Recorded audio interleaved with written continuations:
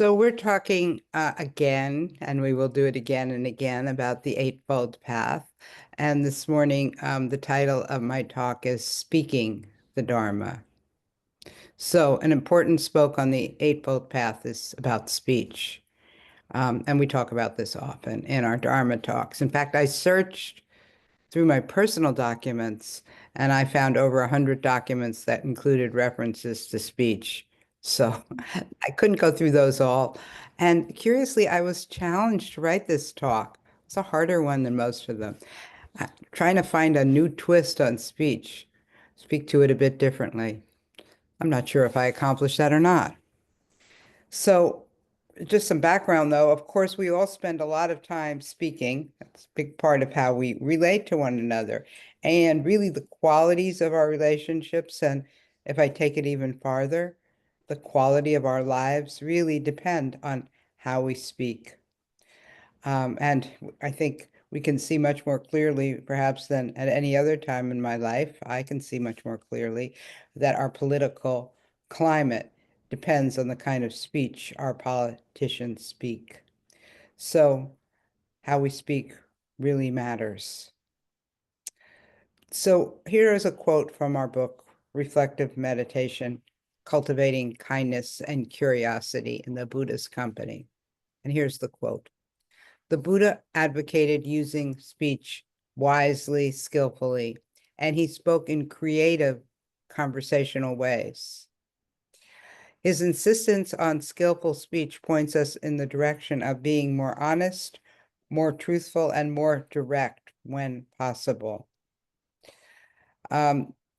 Reviewing emails in meditation, something typically seen as a waste of time. I mean, we review them in both ways, right? But now that we're online, we can actually review them, like look at them. But also, I think what we were referring to when we wrote the book is thinking about them, letting them into our meditation.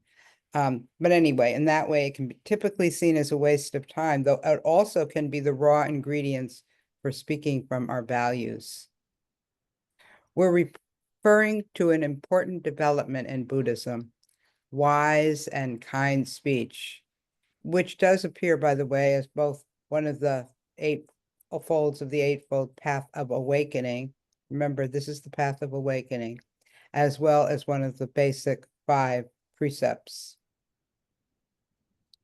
So speech is really a big part of reflective meditation. When I was thinking about it, I thought, oh, could it be that reflective meditation, this is really one of the characteristics that sort of sets us apart from other forms of meditation? Now, we'll, of course, allow our thoughts into meditation, and thoughts are speaking to yourself. That's what thoughts are. They're speech. And then we find words in our journal, in our journals, or in our reflection time, which is another period of time that we're speaking to yourself. But then we speak to one another. We speak aloud to teachers and peers. And so one could say that in reflective meditation, what characterizes it is finding the Dharma through the medium of speech. Now, some people erroneously think that reflective meditation is thinking meditation. That is a distortion, because reflective meditation is not all about thinking. It's about sensing, and it's about feeling, and it's about, mood, and it's about a lot of other things, but it does not exclude thinking or suggest we direct our attention elsewhere when we become aware that we're thinking. So what if we did something similar? And I was just playing with this morning. We always try to come up with creative ways to speak. Not always possible, by the way. But what if we did something similar by viewing reflective meditation as speaking meditation? Immediately, you can see this is erroneous because we're very silent during our meditation. Most other meditators, someone is speaking to them during their meditation. The teacher is speaking to them, guiding them, and we're silent. So, all right, it's a distortion. But in this distortion, as long as we know it's a distortion, it can bring to view, bring to light, bring how much we learn Dharma through words. And that's always been true, probably in most of what we learn.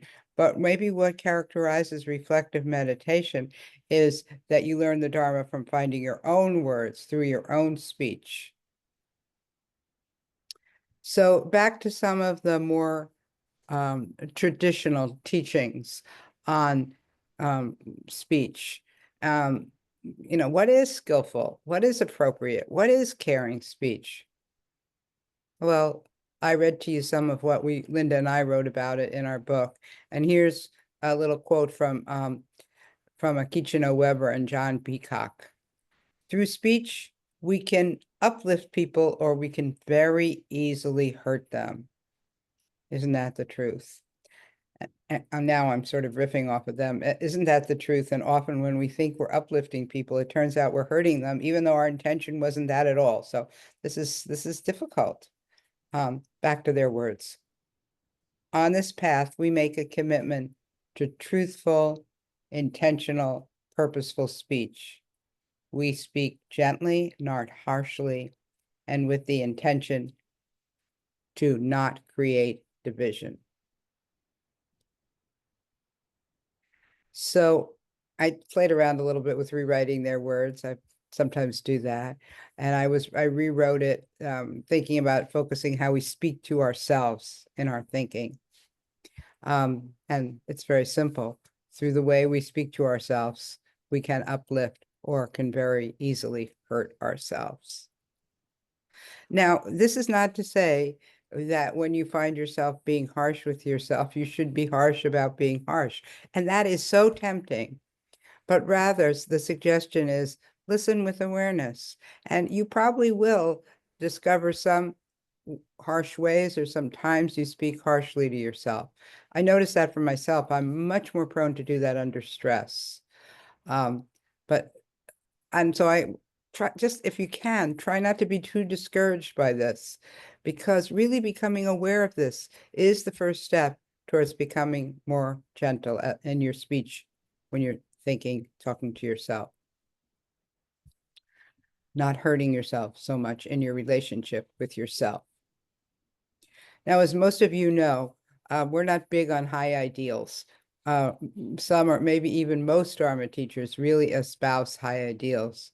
But we don't think that's skillful speech. And I came up with an idea about why I thought that, because high ideals are not actually speaking the truth.